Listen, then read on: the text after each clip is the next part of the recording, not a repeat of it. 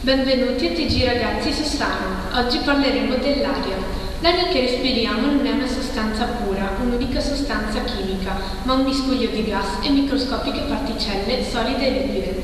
A riguardo passiamo la linea alla nostra inviata Elena, che intervisterà Dennis, un esperto chimico. Buongiorno da Elena, oggi siamo in compagnia di un esperto chimico. Quali sono i componenti principali dell'aria? I componenti principali sono l'azoto, che ne costituisce i 4 quinti, e l'ossigeno, che ne costituisce un quinto. Qual è l'importanza dell'ossigeno? L'ossigeno è il componente attivo necessario per la respirazione dei vegetali. Qual è l'importanza dell'azoto? L'azoto è uno dei costituenti fondamentali di ogni vivente ed una parte è resa ai vegetali grazie all'azione di batteri del suolo chiamati azotofissatori. Grazie al nostro esperto lì nello studio. Ringraziamo la nostra collega e l'esperto e proseguiamo con le malattie legate all'atmosfera. Gli effetti dell'inquinamento si ripercuotono anche sulla nostra salute. Il nostro inviato Nicolò ci intervisterà la dottoressa Anna, esperta in materia. Buongiorno da Nicolò, siamo in compagnia della dottoressa Anna. Quali sono i diversi effetti che può provocare l'inquinamento? Gli effetti che l'inquinamento può provocare sulle persone sono diversi, a seconda se si tratta di esposizioni incontaminanti o esposizioni a piccole dosi di sostanze inquinanti per lunghi periodi. Quali sono le malattie più frequenti? Le malattie più frequenti e più gravi sono perdita del funzionamento dei polmoni, aggravamento dell'asma e malattie respiratorie. I soggetti più colpiti sono anziani e persone già affette da malattie respiratorie. Nel secondo caso risulta più difficile capire quali sono gli effetti sulla salute, perché esistono numerose malattie che possono essere determinate dall'inquinamento dell'atmosfera. Grazie dottoressa per le sue spiegazioni. Linea allo studio. Ringraziamo il nostro inviato.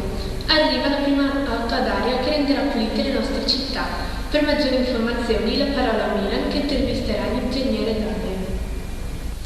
Buongiorno, siamo in compagnia di un esperto che ci parlerà di un'auto ad aria. Cos'è questa auto ad aria di cui si è sentito parlare? Si parla della prima auto ad aria che fa 100 km come un euro. È stata progettata dalla Motor Development International e uscirà entro la metà del prossimo anno. Come funziona? La macchina utilizza delle batterie per partire, in seguito inizia ad autoalimentarsi utilizzando un compressore che porta in pressione la bombola ad aria. Questo può mantenere ben 20.000 cicli di carica, cioè 2 milioni di chilometri, ben oltre la durata del veicolo. Esistono 3 tipologie di auto. L'AirPod sviluppa 7 kW e raggiunge una velocità massima di 80 km/h. l'Air One ha un motore da 15 kW e fa i 100 km/h. L'Air City sviluppa 25 kW e arriva a una velocità massima di 130 km/h. In alternativa all'Air One di versione base ne esiste una seconda che offre una maggiore autonomia di carica ma che utilizza un piccolo motore a benzina o a diesel. Ne consiglierebbe l'acquisto? Dal punto strettamente ecologico queste macchine sono molto convenienti ma un po' meno economicamente. Grazie mille. Linea allo studio. Ringraziamo Milan e l'ingegnere Daniel. Oggi concludiamo con un servizio sul polmone verde di Sossano, il rinato bosco di Saianica, e a seguire un'intervista della nostra Stefania al sindaco di Sossano, Flavio Alberto Cauduno. Il bosco di Saianega è nato dal progetto di imboschimento in zona prati comunali di una superficie di 5,85 ettari, poco più di 15 campi vicentini. È esistito fino a metà dell'Ottocento, come dimostra la carta austriaca del 1804 acquistata a Vienna dal Consorzio di Bonifica Riviera Berica. Oggi vi trovano dimora le stesse piante autoctone che fino al 1500 ricoprivano ampie zone della pianura padana.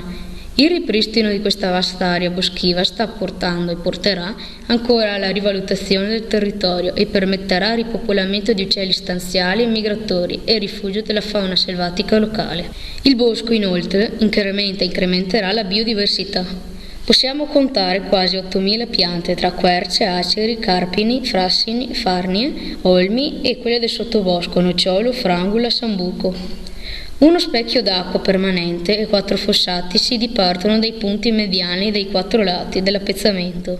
I fossati confluiscono nel laghetto potandovi l'acqua in eccesso. È realizzato nella zona più bassa al fine di creare un'area umida che agevoli lo sviluppo di specie animali legate all'ambiente acquatico. La superficie del laghetto misura 1150 metri cubi circa e una profondità massima di 1,5 metri. Intorno ad esso si sviluppa un'area leggermente depressa, capace di accogliere l'acqua nel caso di esondazioni. Qui il bosco è idrofilo e costituito in prevalenza da pioppi, salici e ontani.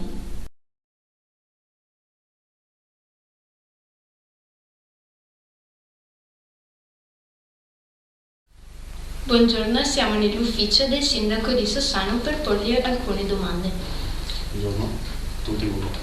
Si conosce il tasso di inquinamento atmosferico a Sossano?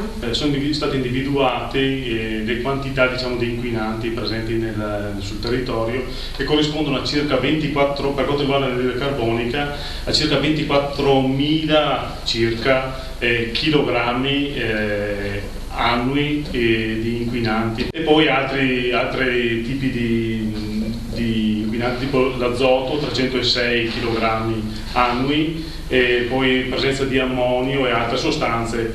La gran parte soprattutto dell'anidride carbonica viene prodotta ovviamente dai mezzi di trasporto e dagli utilizzi sia industriali che civili per quanto riguarda il riscaldamento, cucine a legna, stufe e quant'altro.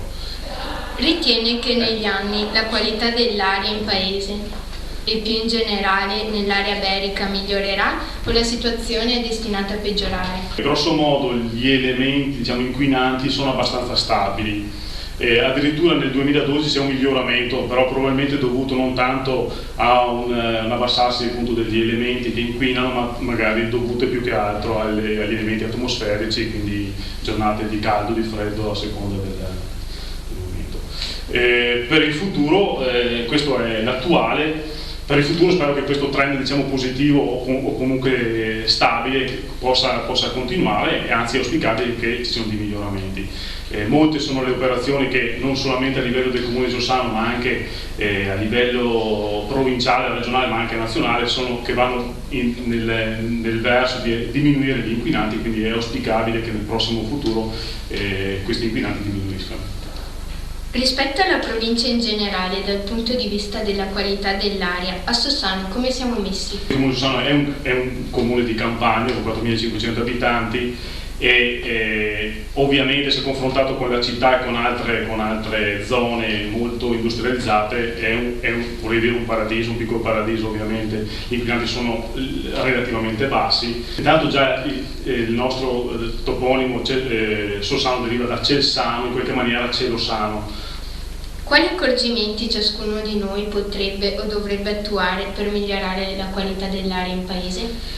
Le cose da fare sono moltissime, soprattutto anche voi come ragazzi. Basta spegnere la luce, spegnere la lampadina, ma ovviamente diminuisce il consumo di energia e per produrre energia si fa un inquinamento, non magari solamente da Sossano ma chiaramente a livello nazionale sicuramente. Quindi si parla di cose molto semplici. Andare a piedi invece che andare in motorino o in macchina, chiudere le finestre d'inverno, abbassare 1 grado di temperatura l'ambiente dove si vive, sostituire serramenti piuttosto che isolare. Adesso vedete che anche la normativa italiana dà degli incentivi per ristrutturare le case, quindi isolamento della casa, sostituzione delle caldaie con passaggio da gasolio a metano. Tutte sono cose molto semplici, se pensate sono cose che potete fare ogni giorno. Ammesso che ve ne sia la necessità, l'attuale o le precedenti amministrazioni comunali hanno messo in atto alcuni accorgimenti per ridurre l'inquinamento atmosferico? Sì, sia le precedenti ma anche la mia attuale amministrazione abbiamo sempre operato e sempre continueremo ad operare per il miglioramento della nostra qualità dell'aria.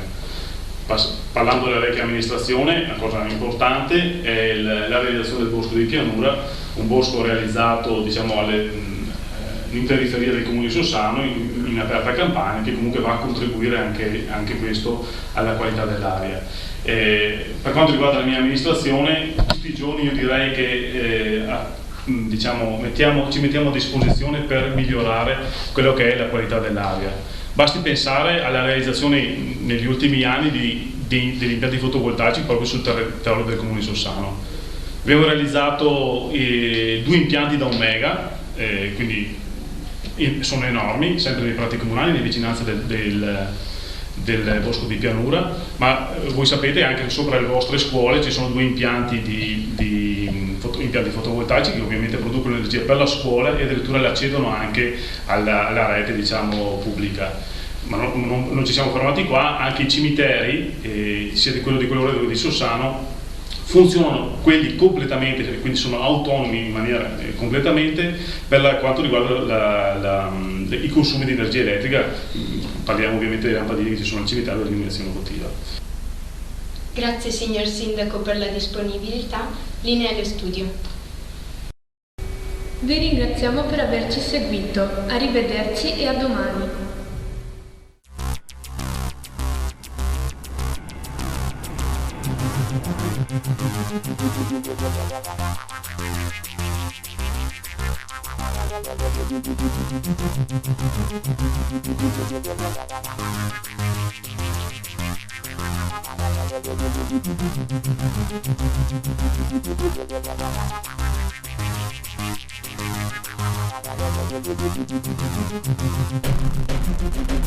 Thank you.